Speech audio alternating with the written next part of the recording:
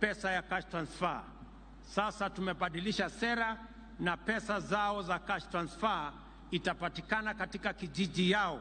Hawatasafiri tena ama kuhangaika kusafiri safari mrefu kutafuta stipends zao.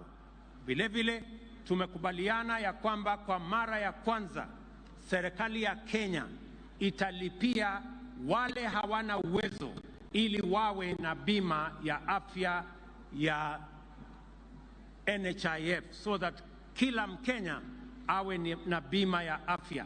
Na tumekubaliana vile vile ya kwamba funding model mpya ama mpango wetu mpya wa kulipa pesa ya bima ya afya sasa itawawezesha wale wamekuwa wakilipa shilingi 500, pia tutawapunguzia ije shilingi 300, ndio tuhakikishe ya kwamba kila Mkenya ako na bima ya afya.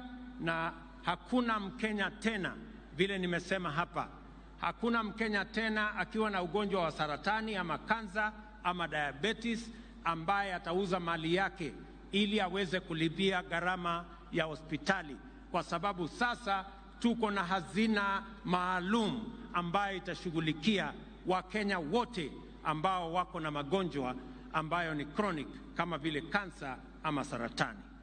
Kwa hivyo mimi nawatakia heri.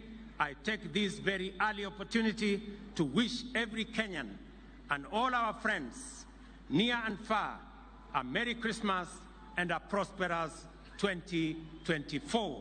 Asanteni sana. Thank you very much. God bless you. Mungu wabariki sana. Thank you.